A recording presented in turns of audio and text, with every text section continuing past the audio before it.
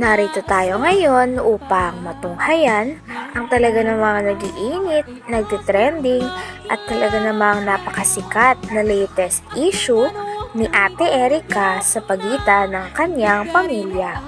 Sa pagpapatuloy ng ating istorya ay bumalik muli si Kalingap Val Santos Matubang malapit sa bahay nila Ate Erica kung saan kasama pa nga ni Kalingap Val Santos Matubang ang lolo ni Ate Erica na si Lolo Miguel dahil tinignan nila ang bangka na souvenir ni Lola Miguel kay Kalingap Rab na talaga namang pinakainiingatan niya.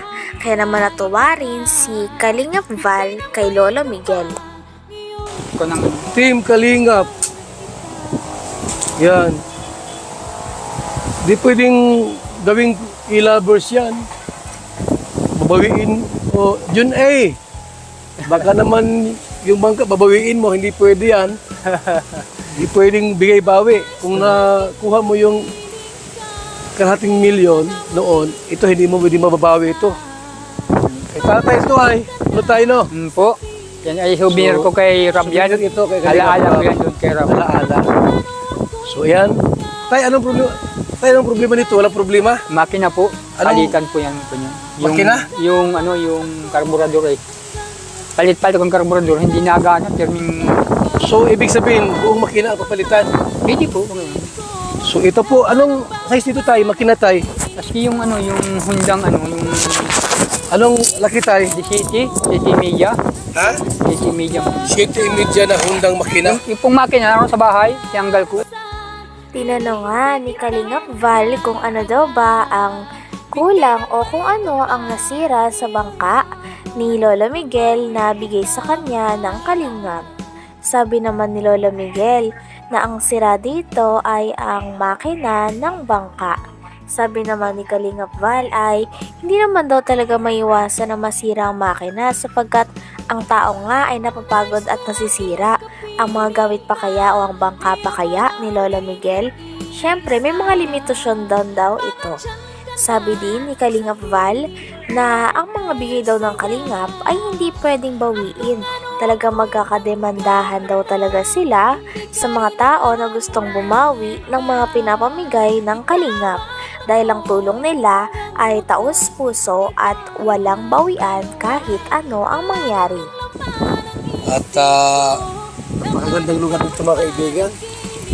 Napaka lamig ng simoy ng hangin at mahangin dito. So ito na yung bangka po. Ito na po, may problema lang sa makina. Bakit na nagka-problema sa makina tayo? Nasira po yung karburador. Binibirang Nasira yung? Karburador po. Karburador? Pinalitan ko, ayun pa din. Okay. So okay lang po yan kasi makina yan eh. Tao nga nasisira, makina po kaya. Diba? Ito po yan. So ito na po ang yung mga nagtatanong po, ito yung bangka ni tatay. Pagawa ng Team Kalingap. Walang pwedeng kumuha nito. Magkakademandahan tayo pag may bumawi nito. Ang bigay-bigay po yan. Parang regalo sa birthday. Binigay, babawiin nyo. Paano kung pagkain yung binigay, ice cream, tunaw na, babawiin ninyo? Hindi pwede po. Walang bigay-bawi sa Kalingap. Ito po ay yan.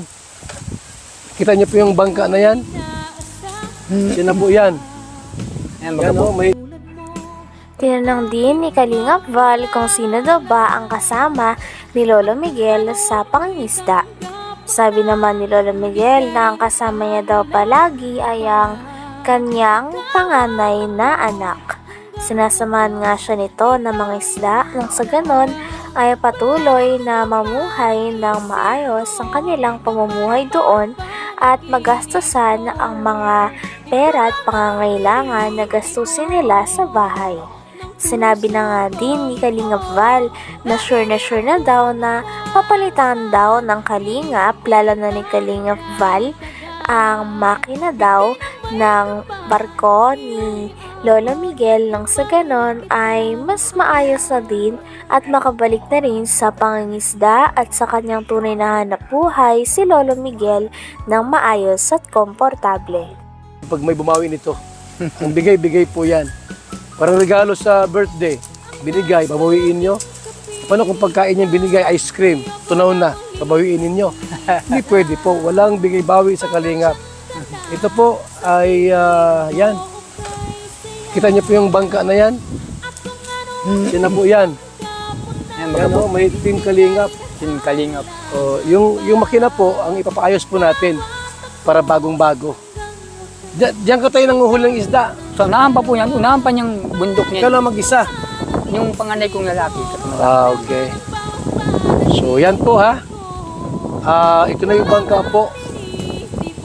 Ang nakalagay, Team Kalingap. Team Kalingap. Tatay po ang nagmamanage niyan. At siyempre nagkataon lang po na nagka-problema sa makina. Pero aandar po yan mga Kalingap. Ayun po. Aandarin po natin yan. Makina lang ang wala niyan. Walang problema yan, tay. Punta tayo. Tayo pabalik doon muli.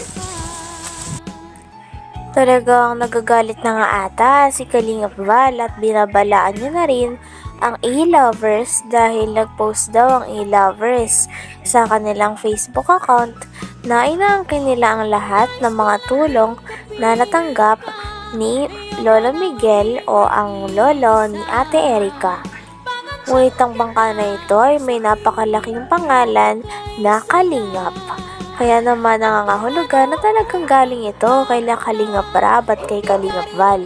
Ngunit inaangkin ito ng A-Lovers na talagang hindi nagustuhan ni Kalingap Val. Tatay Mix, para itanong ko po yung bangka, kung nandiyan po yung bangka. At alamin po natin kung sino po ang nagbigay ng bangka. Kasi inaangkin po ng mga A-Lovers, mga kaibigan. So ito po, alamin natin ang katotohanan sa bawat pangyayari po sa pamilyang ito. Kasi parang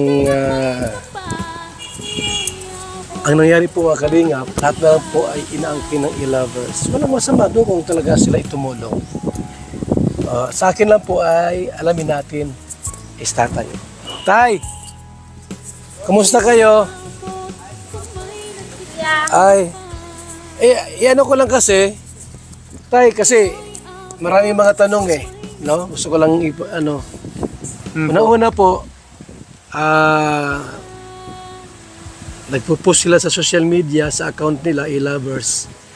Lahat po inangkin nila. Bangka daw, sa kanila yung bangka.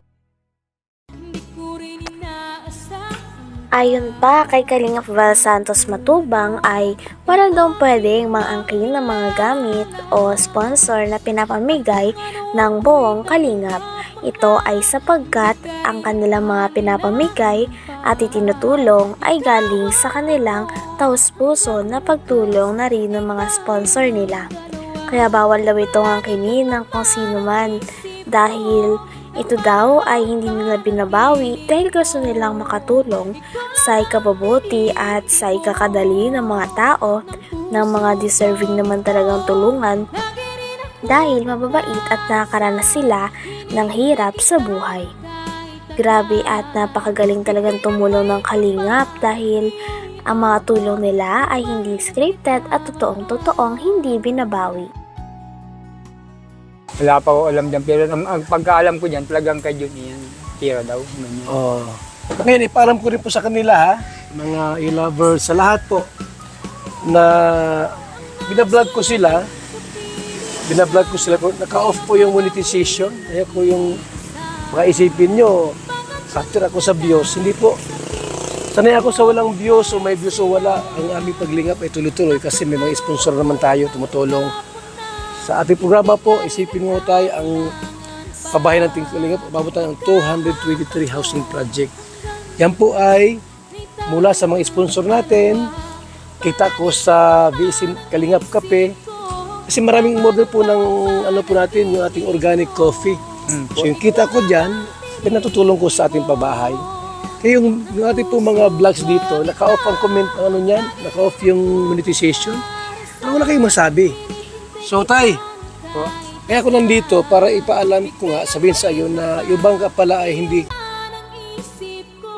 Hanggang dito na lamang muna ang talaga namang nagtitrending, nagbabagat, napakainit na issue ni Ate Erica. Maraming salamat sa inyong panonood. Hanggang sa muli. Bye!